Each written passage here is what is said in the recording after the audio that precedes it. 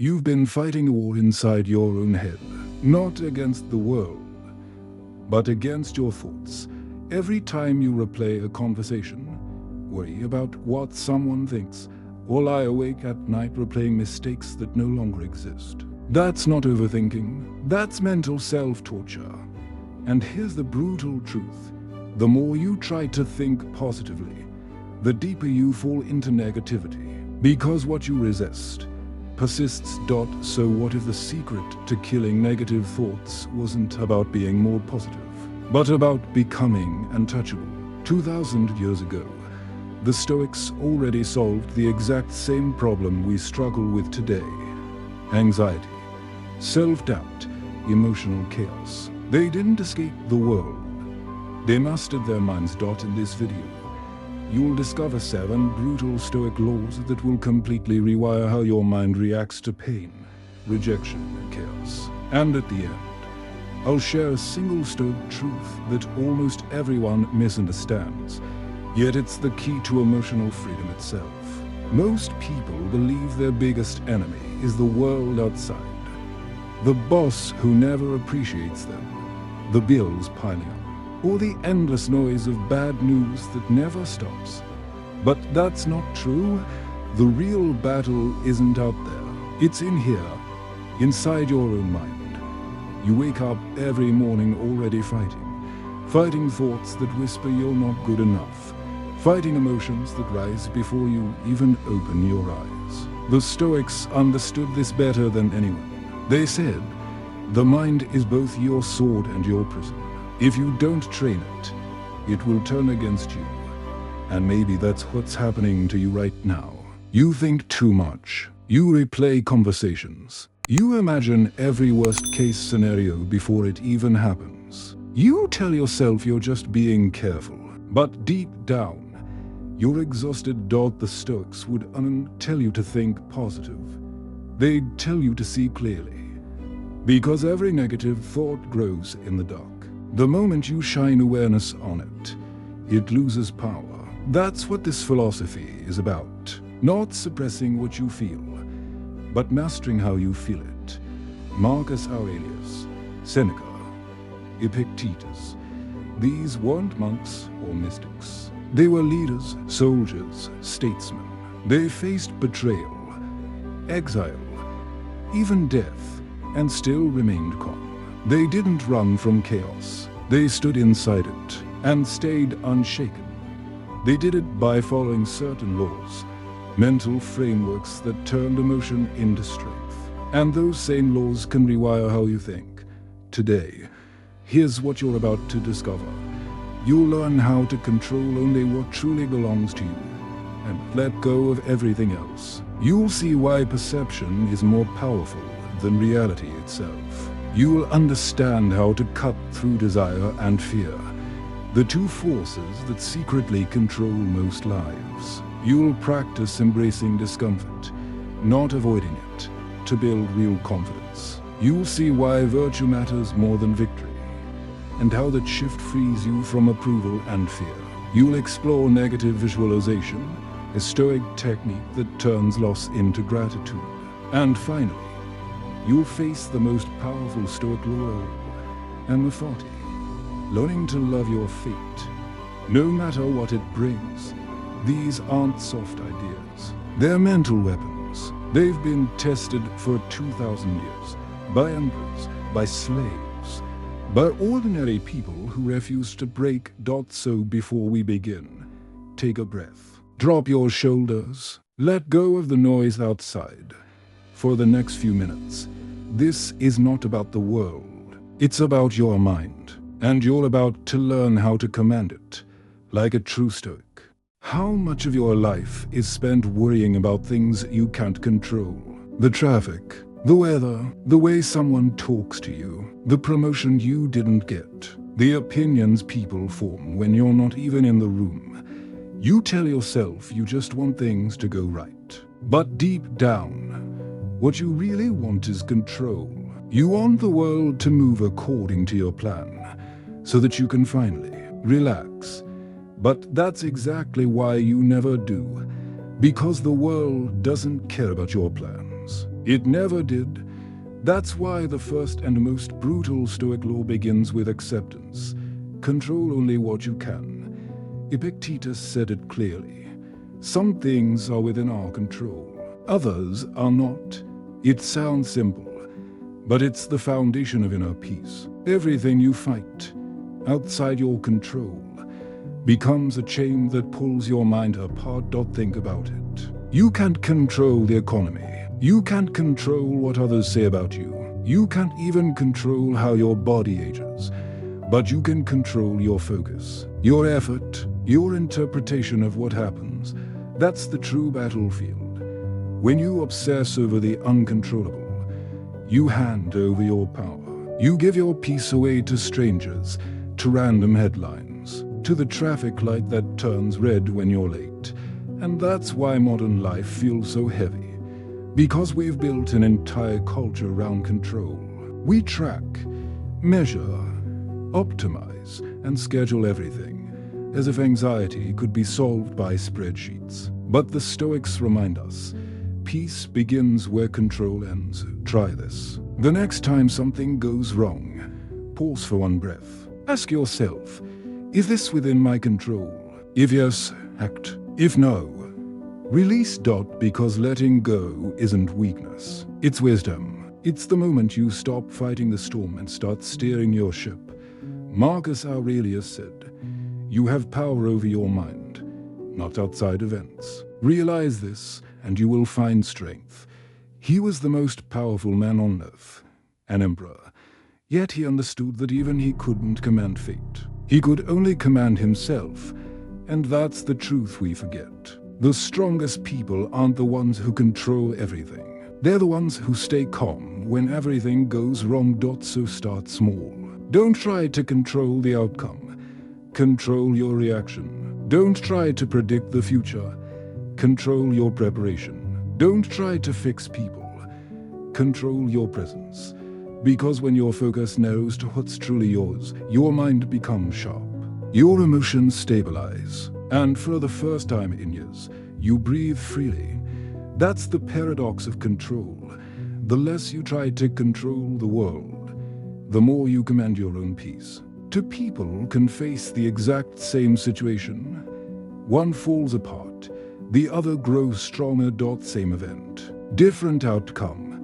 What separates them? Not luck, not intelligence, but perception. The Stoics believed that it's not what happens to you that matters, it's how you see it. Because your perception creates your reality long before reality creates your reaction. Let's be honest, most of what hurts us isn't what actually happens. It's the story we tell ourselves about what happens. Someone ignores your message, and your mind instantly writes a script. They don't care. I said something wrong. I'm being rejected. But none of that is truth. It's interpretation, perception dressed as fact. Marcus Aurelius said, if you are distressed by anything external, the pain is not due to the thing itself, but to your estimate of it, your judgment. That's where suffering begins. You don't suffer because you lost something. You suffer because you believed you couldn't live without it. You don't suffer because someone criticized you. You suffer because you gave their words the power to define you. The event is neutral. Your mind decides the meaning. That's both terrifying and liberating, because it means you're never truly a victim of the world. You're a victim of your perception of it. Once you see that, you begin to reclaim power in places you thought were hopeless.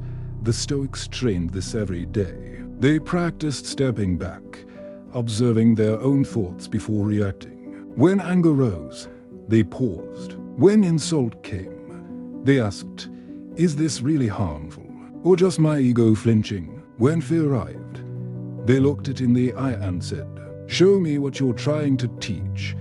This is perception mastery, not ignoring pain, but reframing it. Because pain doesn't always mean something's wrong. Sometimes it means something real is being revealed.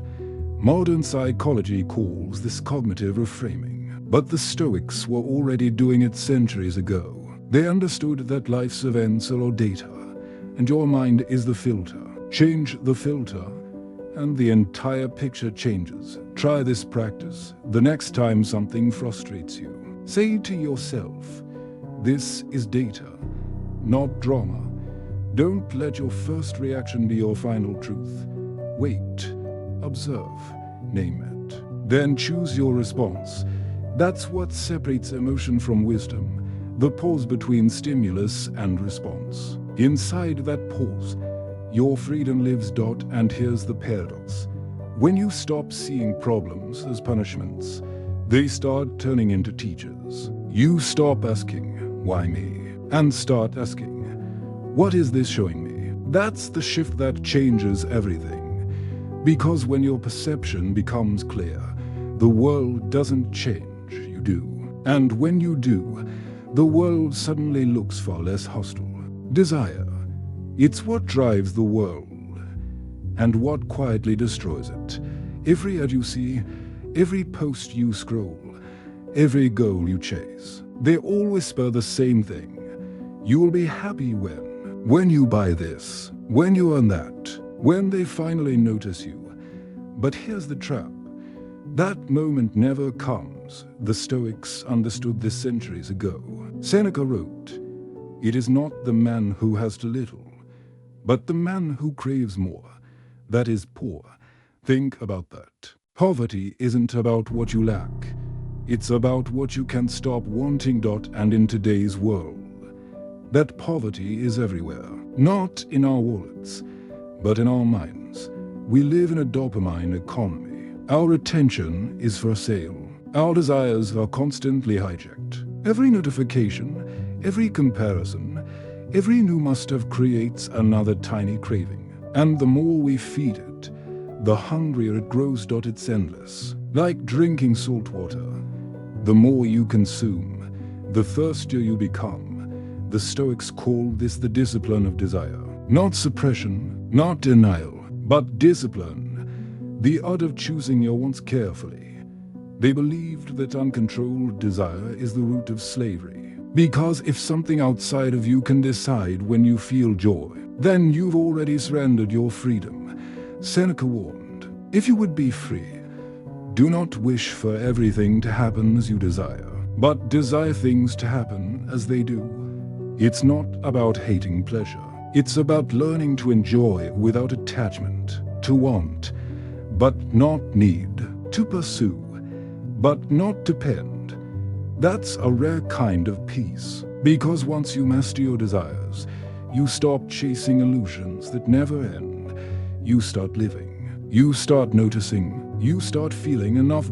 Look around you. How many people live tired not because they worked hard, but because they want too much? They chase 10 goals, compare 10 times a day, and forget what peace even feels like. But here's the truth the Stoics held close. You can't fill a mind that never stops wanting. You can only quiet it.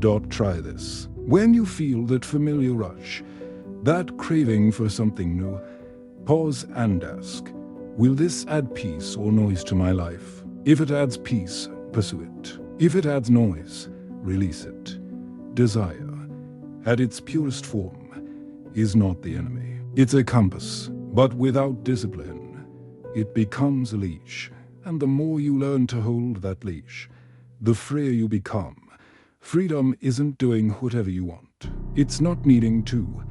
That's what the Stoics discovered. That true abundance isn't found in what you own, but in what no longer owns you. We've built a world that worships comfort. Soft beds, perfect temperatures, instant everything.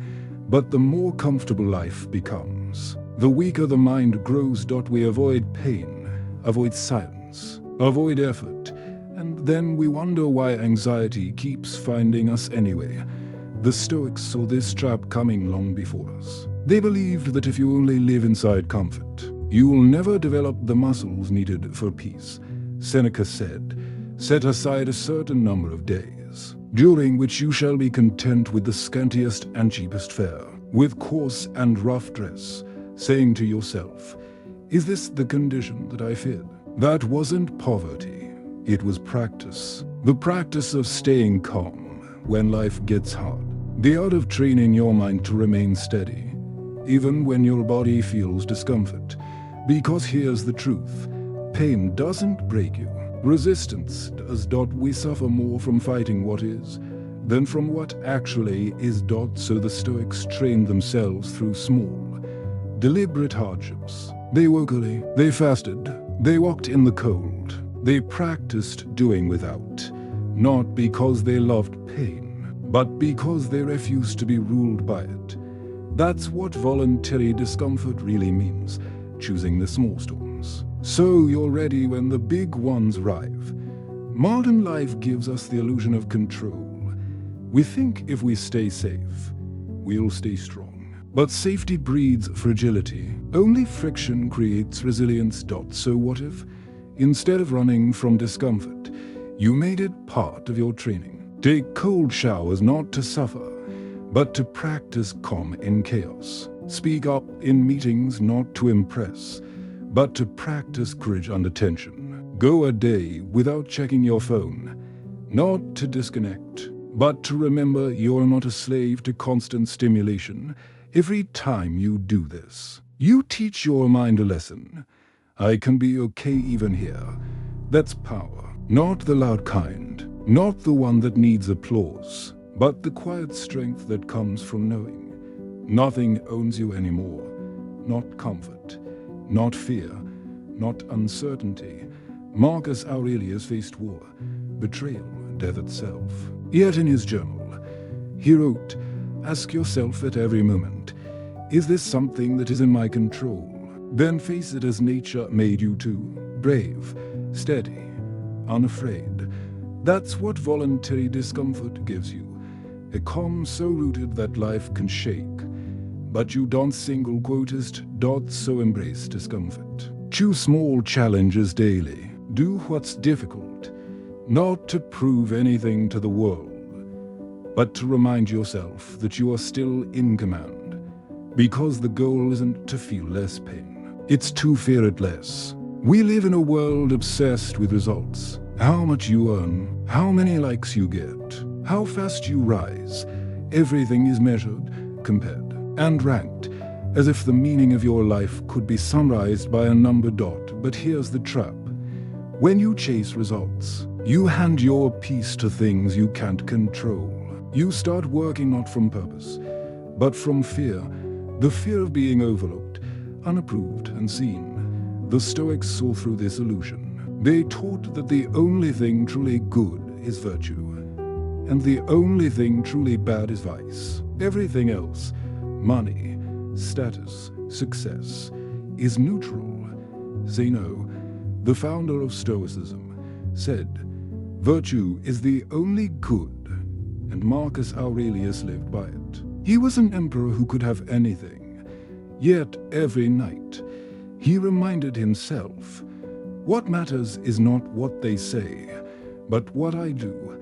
Virtue means living in alignment with your values, even when no one is watching. It means doing what's right, not because it's profitable, but because it's honorable. That sounds simple, until life tests you. When a coworker gets credit for your work, when you help someone and they betray you, when your effort goes unseen, the world will tempt you to react, to prove yourself, to shout, "I deserve more." But the Stoic doesn't play that game. He doesn't live for applause, he lives for integrity. Seneca wrote, "The reward of a good deed is in having done it." That's what modern society forgot. That peace comes not from outcomes, but from living according to your inner code. You can't control whether people appreciate you. You can't control if your project succeeds, but you can always control how you show up. You can always choose to act with dignity, courage, and honesty, even when no one claps. That's the paradox of virtue. When you stop doing things to be seen, you start becoming someone worth seeing. So don't measure your days by results. Measure them by integrity. Did you keep your word? Did you speak with kindness? Did you choose discipline over comfort? That's success, the kind that no one can take away, because outcomes fade. Reputation changes, but character endures, and when you build a life rooted in virtue, you stop chasing validation, you become validation itself. That's the quiet strength of a Stoic, to walk through chaos without losing yourself, to act rightly without needing reward, and to find peace not in winning, but in being worthy of victory. We spend our lives chasing what we don't have and fearing what we might lose. Every goal hides a quiet fear beneath it. What if I never get there? What if I lose what I love? What if this doesn't last? That fear lives under every success. Like a shadow that never leaves, the Stoics found a way to face it. Not by denying it, but by inviting it in. They called it Premeditatio, Malorum. The premeditation of evils. It means imagining what could go wrong. Not to become paranoid, but to become peaceful. Marcus Aurelius practiced it every morning. He would picture his plans falling apart, his friends disappointing him, even death itself approaching, and instead of fear, he felt gratitude. Because when you've imagined loss, everything you still have becomes a gift. Negative visualization isn't about expecting bad things. It's about training your mind to stop being shocked when life happens. It's a mental armor against chaos. Think about it. How many times have you said, "I never saw that coming"? But what if you did? What if you could walk through uncertainty not with anxiety, but with quiet acceptance? The Stoics weren't pessimists. They were realists. They knew that everything you love, your home, your health, your relationships, exists on borrowed time. And instead of denying that truth, they embraced it. Seneca wrote, "He robs present ills of their power who has perceived their coming beforehand. By rehearsing loss in your mind, you reduce its sting when it arrives. And more importantly, you increase your appreciation for what's here now." Try it tonight. Before you fall asleep, imagine your life without something you take for granted. Your sight, your breath, someone you love. Not to frighten yourself, but to awaken gratitude. Feel that weight in your chest. That's awareness, not sadness. It's the recognition of how fragile and how precious everything really is. This practice doesn't make you dark. It makes you deep. Because when you stop pretending life will always go your way, you stop being afraid when a DOES in single quotes T. You become calm in advance, prepared, balanced. That's the heart of Stoic peace, to look directly at loss and still whisper, "I will be okay." And strangely, the moment you can imagine losing everything, you realize you've already gained what matters most, the ability to stay free, no matter what the world takes away. There's a point where acceptance isn't enough. You stop fighting life, but you still don't love it. You tolerate the pain. You endure the setbacks. You nod and say, "It is what it is." But deep down, you still wish it had been different. That's not peace. That's surrender without transformation. The Stoics aimed higher. They called it Amor, Fati, the love of fate. To not just accept what happens, but to love it, because it belongs to you. Marcus Aurelius wrote, "A blazing fire makes flame and brightness out of everything thrown into it." That's Amor Fati. It's the mindset of turning every obstacle into fuel, every loss into wisdom, every betrayal into clarity. It's not about pretending pain feels good. It's about seeing meaning in everything that arrives, even the unwanted, even the unfair, even the unbearable. Because life isn't meant to please you, it's meant to shape you. When you love your fate, you stop asking, "Why me?" and start saying, "Why not me? Why not be the one who learns through this? Why not be the one who transforms this into strength?" Amor Fati doesn't make life easier. It makes you unbreakable. Every challenge becomes a teacher. Every detour becomes direction. Every ending becomes evolution. That's why Nietzsche later said, "My formula for greatness in a human being is Amor Fati, that one wants nothing to be different, not forward, not backward, not in all eternity. That's greatness, not because life finally obeys you, but because you finally align with life. Think about it. How much energy do we waste wishing things were otherwise? All that resistance, all that bitterness, all that pain we could have turned into peace. The Stoics remind us, fate is not your enemy. It's your greatest collaborator. When you stop fighting it, you start seeing how even the painful moments were preparing you for a depth, for empathy, for strength you couldn't have learned any other way. That's Amor Fati. The art of living so openly that even suffering can't close you. So when life breaks your plans, whisper thank you. When the world tests you, say thank you. When something leaves your life, thank it for freeing space for something new to grow. Because every chapter, even the hard ones, is part of your becoming. The Stoic doesn't resist fate. He collaborates with it. He sees meaning where others see misfortune. He sees direction where others see disaster. He sees love, even in loss. And that's the final law. Not to merely survive life, but to love it exactly as it is. Take a breath. You've come a long way through every law, every reflection, every uncomfortable truth. You've been peeling back the layers of noise to see what truly lies underneath. A calm, steady mind that was always there, waiting for you to return. Let's remember what you've learned. You learned to control only what you can, to stop wasting strength on the things that never belong to you. You discovered that perception is everything, that the world outside is neutral until your mind gives it meaning. You mastered the discipline of desire, learning that real wealth is needing less, not having more. You learned to embrace voluntary discomfort, to choose small challenges so big ones no longer scare you. You shifted your focus to virtue, not outcomes, to live with integrity, even when no one sees. You practiced negative visualization, turning fear of loss into gratitude for what's still here. And finally, you embraced Amor Fati, loving fate, trusting that everything serves your growth. That's the blueprint. 7 ancient laws, forged in fire and still unbroken after 2,000 years. They don't promise an easy life. They promise a strong one. Because peace isn't something the world gives you. It's something you build, one thought at a time.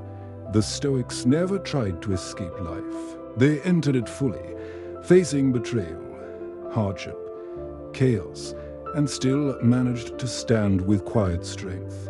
That's what you can do too. You can walk through the same storms with your head high and your heart steady. You can choose calm over panic, wisdom over reaction, acceptance over resistance.